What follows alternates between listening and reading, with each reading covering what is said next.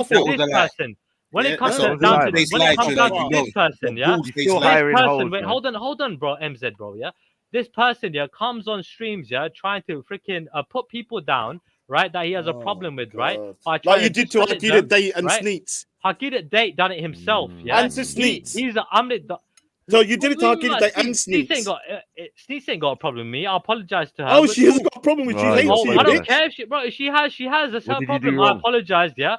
What? I was getting a bit cheeky with her. I wasn't All the one. right, you're getting a bit cheeky, but when there anyone are a gets lot of other cheeky with people you, that we're have been bullying way you. more cheekier But when we with get her, bro, cheeky with you, on we're this bullying channel. you. He's Oh, I bullying got you, yeah. bullied. Other people, you don't listen to the streams. You go out of your way. You go out of your way. Dude, Yeah, you're pussy, man. That's why you get pictures. bullied, man. That's It's it. about you're Just the admit pussy. it. You're a pussy. You're the bullied. snitch. That's You're the it. snitch. You're the Banda pussy. banda, yeah. You're Just the tell the truth. snitch. You're the snitch. Yeah, I am a You snitch. I dickhead. love snitching. So I you're love the snitching. pussy. What? You get I love it. snitching. If you I'm a run to the weirdo, police, yeah, and I'm when a you run to snitch. the He police, loves Now, the snitch. you're the We know this snitch. though. You're the everyone knows pussy. it. I don't lie. We know You're a these are snitches. pussy. Like, Don't you what get we it? Yeah, I'm a You don't pussy. want to I'm fucking what? deal with Pussy shit in bullied real you. life, innit? This Yeah, because pussy bullied you, you'll though. be ended, If bro. I'm a pussy You'll and a be snitch ended. and I bullied you All right. and I intimidate you, So who's the don't biggest go there. pussy then? I Who's a personally, bigger pussy? Online. If a pussy Online. bullied You you, hide behind the camera. if You a hide behind pussy the law. bullied You you, hide who's a behind bigger the camera. pussy? You No, hide Sarah, behind the this is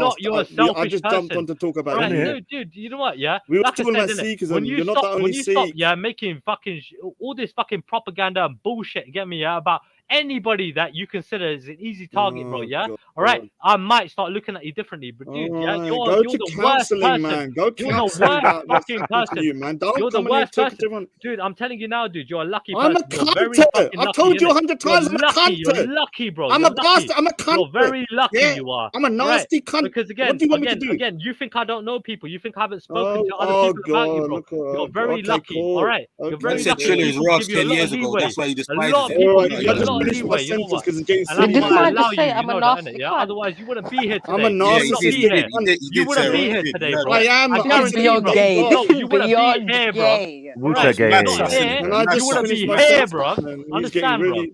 Coming All with right, this so can I just bullshit, finish bro. my sentence, Triller? Yeah, I know. Yeah, the big bad Raj. Yeah, it makes you upset.